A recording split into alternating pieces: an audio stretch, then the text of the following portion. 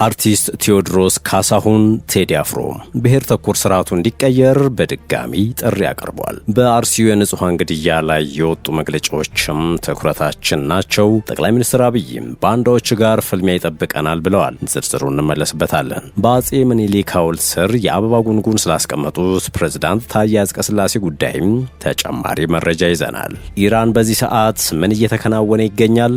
በአዲስ መልኩ የተመረጡት የሀገሪቱ መሪዎች ጉዳይ ያጸፋ መልስ ምቶች የሚዳሰሱ ይሆናል። ሌሎችም ጉዳዮችን አካተናል። እንዴት አላችሁ የተከበራችሁ የሸገር ታይምስ ቤተሰቦች? ዕለታዊ መረጃ ጥንቅራችን ነው ተጀምሯል። ቀደም ሲል ያነሳናቸው አበይት ነጥቦች ናቸው። ዝርዝር መረጃዎቹን ደግሞ እንደሚከተለው እናጋራችሁ።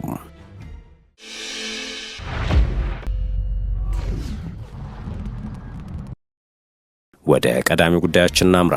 አርቲስት ቴዎድሮስ ካሳሁን ቴዲ አፍሮ ብሔር ተኮር ስርዓቱ እንዲቀየር በድጋሚ ጥሪ አቅርቧል። ከ1.5 ሚሊዮን በላይ ተከታዮችን በፌስቡክ 600 ሺህ የሚጠጋ ወዳጅ በኢንስታግራም ገጹ ያፈራው ቴዎድሮስ ካሳሁን ወይም ቴዲ አፍሮ ከሌሎች አርቲስቶች በተለየ መልኩ በተለያዩ ጉዳዮች ዙሪያ መልእክቱን ሲያስተላልፍ ይታወቃል። አልፎ አልፎ ደግሞ ጠጠር ያሉ መልእክቶችና ሙግቶችን በማንጸባረቅም ቀዳሚው የጥበብ ሰው ይመስላል። የዘንድሮውን የአድዋ በዓልን አስመልክቶ ያሰራጨው መልእክት አሊያም ጥሪም ከነዚህ መካከል አንዱ ነው። ተወዳጁ አርቲስት ቴዲ አፍሮ የዘንድሮውን የአድዋ ድልን በተመለከተ ያስተላልፈው መልእክት ከነዚህ መካከል የሚመደብ ነው። ቴዲ በዓሉ በሃይማኖታዊ ማንነታቸው ከሚገደሉ ወገኖችና አደጋ ውስጥ ካሉ ዜጎች ሰሞንኛ ሁኔታ ጋር መገናኘቱ ይመስላል ለዚህ መልእክት መነሻ የሆነው። ለዘንድሮው ታሪካዊና አንጸባራቂው የአድዋ ድል በዓል እንኳን አደረሳችሁ ስል በታላቅ ብሔራዊ ኩራት ነው ይላል ቴዎድሮስ ካሳሁን። የዘንድሮውን የአድዋ ድል በዓልን ስናከብር ከቅርብ ዓመታት ወዲህ በሀገራችን ባለ መረጋጋት ሳቢያም በተለያዩ የሀገራችን ክፍሎች እስካሁኗ ሰዓት ድረስ በማንነታቸው ብቻ ተለይተው እጅግ ኢሰብአዊ በሆነ መንገድ በአሰቃቂ ግፍ እየተገደሉ ያሉ እንዲሁም የአካልና የስነልቦና ጉዳት የሚደርስባቸው ብሎም ከቤት ንብረታቸውና ከቀያቸው የሚፈናቀሉ ንጹሃን ወገኖቻችንን በህሊና ጸሎት እናስባቸዋለን ብሏል ድምፃዊ ቴዎድሮስ ካሳሁን። ለዚህም እየተባባሰ ለመጣው ትኩረትም ለተነፈገው ማህበራዊና ሀገራዊ ቀውስ መንስኤው ሀገራችን ኢትዮጵያ ላለፉት ቀላል ለማይባሉ ዓመታት ቁልቁል ሰብቆ የያዛት የዘር ፖለቲካ መሆኑን አጽንኦት እንሰጠዋለን ብሏል። ከመቼውም ጊዜ በላቀ መላው ኢትዮጵያውያን ዘር፣ ሃይማኖት ሳንለይ በአንድነት በመቆም ለጋራ ህልውናችን ስጋት የሆነውን ጎሳን መሰረት ያደረገ ስርዓትን ለአንዴና ለመጨረሻ ጊዜ በቃ ልንለው የሚገባ መሆኑን በማሳሰብም ጭምር ነው ሲል መልእክቱን አስተላልፏል። ከዚሁ የአርሲው ንጹሃን ግድያ አልወጣንም። የኢትዮጵያ እስልምና ጉዳዮች ጠቅላይ ምክር ቤት ምሽቱን በአርሲ ዞን ሽርካ ወረዳ ጉዳይ ላይ መግለጫ አውጥቷል። ምክር ቤቱ በኦሮሚያ ክልል አርሲ ዞን ሽርካ ወረዳ በንጹሃን የኦርቶዶክስ ክርስትና ሃይማኖት ተከታዮች ወገኖቻችን ላይ በደረሰው አሰቃቂ አደጋም በእጅጉ አዝነናል ብሏል። ድርጊቱ የትኛውንም ሃይማኖት አይወክልም ያለ ሲሆን ይልቁንም በሃይማኖቶች መካከል ለዘመናት ያለውን የመከባበር እሴት በመናድ በአማኞች ህዝቦች መካከል ጥርጣሬና ግጭትን ለመፍጠር የተቀነባበረ እኩይ ሴራ ነው ብለን እናምናለን ሲል ገልጿል። መንግስት አጥፊዎቹን በመለየት አፋጣኝ እርምጃ እንዲወስድ ምክር ቤቱ ጠይቆ ለሟች ቤተሰቦች አላህ መጽናናቱ እንዲሰጥ እንለምነዋለን ብሏል።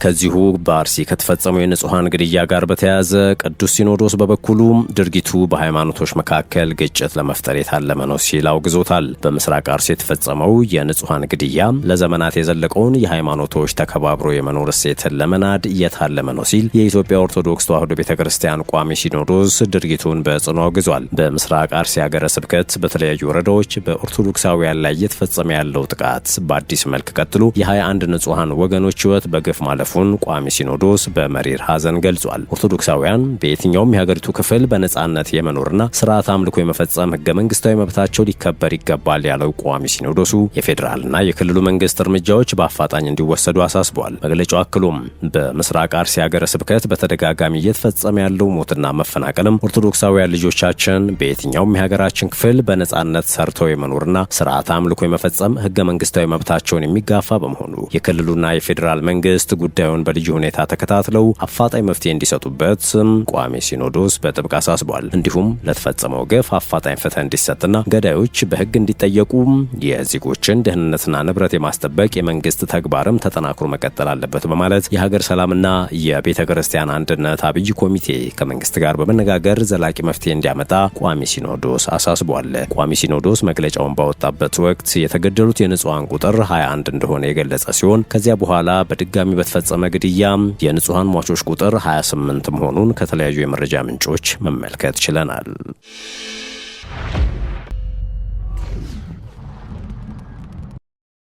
ጥንቅራችን እንደቀጠለ ነው። ባንዳዎች ጋር ፍልሚያ ይጠብቀናል። ጠቅላይ ሚኒስትር አብይ አህመድ ለ130ኛው የአድዋ ድል በዓል የእንኳን አደረሳችሁ መልእክት አስተላልፈዋል። ጠቅላይ ሚኒስትሩ በመልእክታቸው ኢትዮጵያውያን በሀገራቸው ብሔራዊ ጥቅም፣ ነጻነትና ሉዓላዊነት ላይ የማይቀየር አቋም አላቸው ብለዋል። ስርዓታትና መንግስታት ሊቀየሩ ይችላሉ፣ በአንዳንድ ጉዳዮች ልዩነት ይኖራቸው ይሆናል። ስለ ሀገራቸው ያላቸው አቋምና ለሀገራቸው የሚያወጡት አቋም ግን አይቀየርም ነው ያሉት። ወደ አድዋ የዘመቱ ጀግኖቻችን ሁሉ አንድ ዓላማ ነበራቸው እንጂ አንድ አይነት አልነበሩም። አንድ ሀገር ነበራቸው እንጂ አንድ ባህልና እምነት አልነበራቸውም ብለዋል ጠቅላይ ሚኒስትሩ። በዚያ ጊዜ ሀገራቸውን ከርተው ከጠላት ጋር ያበሩ ባንዳዎች ለጊዜያዊ ጥቅም ሲሉ ዘላቂ የሀገራቸውን ጥቅም የሸጡ ምንደኞችና ከባዳ ጋር ወግነው ወገናቸውን ያስማሙ ደላሎች እንደነበሩም አስረድተዋል። ጀግኖች እናቶቻችንና አባቶቻችን የተዋጉት ከወራሪው የጣሊያን ጦር ጋር ብቻ ሳይሆን ከምንደኞች ከባንዳዎችና ከሀገር ደላሎች ጭምርም እንደሆነ አስታውሰዋል። አርበኝነት ማለት ባዳና ባንዳን ማሸነፍ፣ አርበኝነት ማለት ለሀገር ጥቅም ሲባል የግል ጥቅምን ማሸነፍ፣ አርበኝነት ማለት ለሀገር ክብር ሲባል የራስን ክብር መሰዋት ነው ሲሉ አንስተዋል። የአድዋ ድል በዓል እነዚህን ሁሉ የምናስታውስበት ነው። በዓሉ የኢትዮጵያውያንን አቅምና አቋም እንደገለጠው ሁሉም ዛሬም በጸና አቋም የኢትዮጵያውያን ሁለንተናዊ አቅምን የምንገልጥበት ጊዜ ነው ብለዋል። በግብርና፣ በኢንዱስትሪ፣ በቱሪዝም፣ ማዕድንና ዲጂታል ሀገራችን ያላትን አቅም መግለጥ አለብን ያሉት ጠቅላይ ሚኒስትሩ የአድዋ ድል በሁሉም ዘርፍ ለመድገም የኢትዮጵያ አቅም ጽኑ መሰረት ሊኖረው እንደሚገባ አጽንኦት ሰጥተዋል። የኢፌዴሪ ፕሬዝዳንት ታዬ አጽቀሥላሴና ከፍተኛ የመንግስት የሥራ ኃላፊዎች 130ኛውን የአድዋ ድል በዓልን አስመልክቶ በዳግማዊ አጼ ምኒልክ ሐውልት ስር የአበባ ጉንጉን አስቀምጠዋል። የአበባ ጉንጉን የማስቀመጥ ስነ ስርዓቱ በአዲስ አበባ በሚገኘው በዳግማዊ አጼ ምኒልክ አደባባይና በአድዋ ድል መታሰቢያ ተከናውኗል። የዘንድሮ በዓል ከአኩሪ ታሪክ ወደ ብሩህ አድማስ በሚል መሪ ቃል በመላው ኢትዮጵያ በድምቀት እየተከበረ ይገኛል። በስነ ስርዓቱ ላይ የጦር ኃይሎች ጠቅላይ ኤታማዦር ሹም ፊልድ ማርሻል ብርሃኑ ጁላ፣ የመከላከያ ሚኒስትሩ አይሻ መሐመድ፣ የህዝብ ተወካዮች ምክር ቤት አፈ ጉባኤ ታገሰ ጫፎ፣ የፌዴሬሽን ምክር ቤት አፈ ጉባኤ አገኘው ተሻገር፣ የአዲስ አበባ ከተማ ከንቲባ አዳነች አቤቤና የጥንታዊት ኢትዮጵያ ጀግኖች አርበኞች ማህበር ፕሬዝዳንት ልጅ ዳንኤል ጆቴ ተገኝተው ነበረ።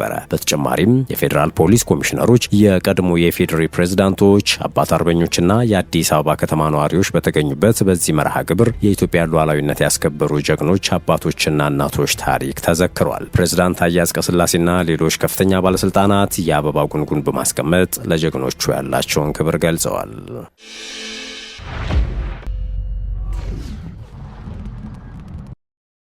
ወደ ቀጣዩ ጉዳያችን አመራን። ኢራን በሁለት ቀናት ውስጥ በተባበሩት አረብ ኤምሬትስ ላይ በፈጸመችው ጥቃት 3 ሰዎች ተገደሉ።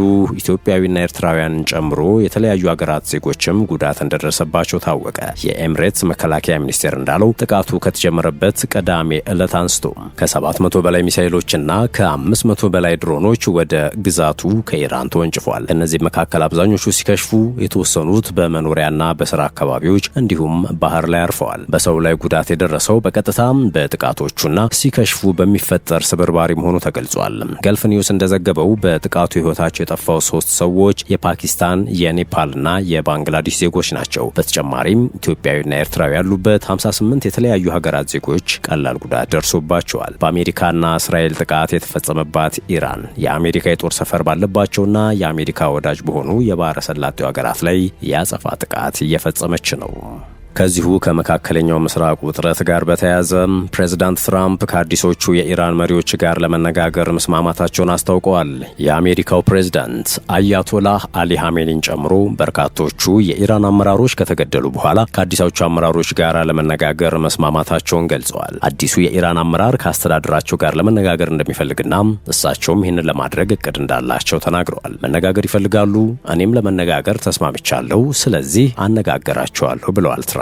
ፕሬዝዳንቱ አክሎም ይህን እኮ ቀደም ብሎ ማድረግ ነበረባቸው፣ በጣም ተግባራዊና ቀላል የነበረውን ነገር ቀደም ብሎ ማድረግ ነበረባቸው፣ በጣም ዘገዩ ሲሉን የተናገሩት። ንግግሩ መቼ እንደሚካሄድ ተጠይቀው አስተያየት ከመስጠት መቆጠባቸውን አትላንቲክ መጽሔት ምሽት ላይ ዘግቧል። ውድ የሸገር ታይምስ ቤተሰቦች ለሰዓቱ የያዝነው የመረጃ ጥንቅራችን ይህን ይመስል ነበር። ስለተከታተላችሁን ከልብ አመሰገንን። በያላችሁበት ሰናይ ጊዜን ተመኘን።